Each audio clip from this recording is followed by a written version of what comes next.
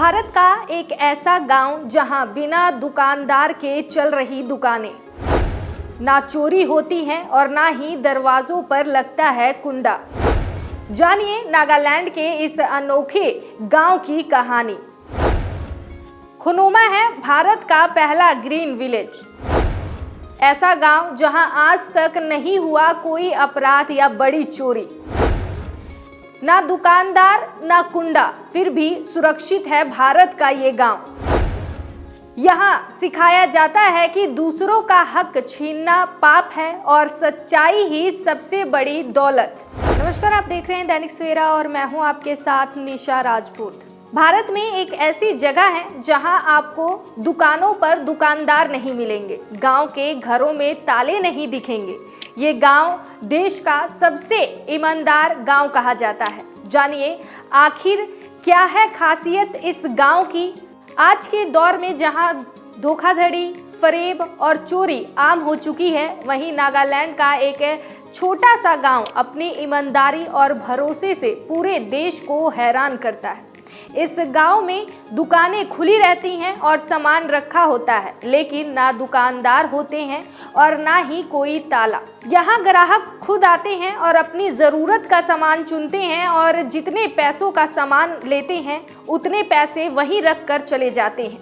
कोई निगरानी नहीं, कोई कैमरा नहीं, कोई डर नहीं। और सबसे हैरान करने वाली बात, ये व्यवस्था सालों से बिना किसी परेशानी की चल रही है।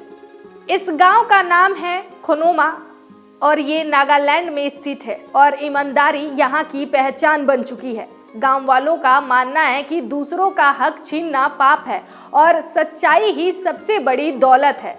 यही संस्कार पीढ़ी दर पीढ़ी आगे बढ़ते आए हैं।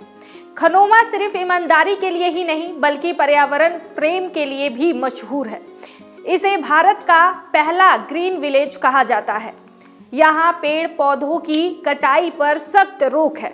साफ सफाई और प्राकृतिक से जुड़ा जीवन यहाँ की पहचान है और यही वजह है कि देश विदेश से पर्यटक इस गांव को देखने आते हैं। कहा जाता है कि इस गांव में आज तक कोई चोरी या अपराध नहीं हुई है। घरों में ताले नहीं लगते, दुकानों में सामान खुला रहता है, फिर भी सब सुरक्षित है। ये सिर्फ एक व्यवस्था नहीं बल्कि भरोसे पर टिकी एक सोच है। खुनोमा गांव नागालैंड की राजधानी कोहिमा से करीब 20 किलोमीटर दूर है।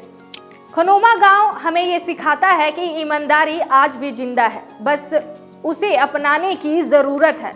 जब भरोसा हो तो ताले और निगरानी की जरूरत नहीं पड़ती।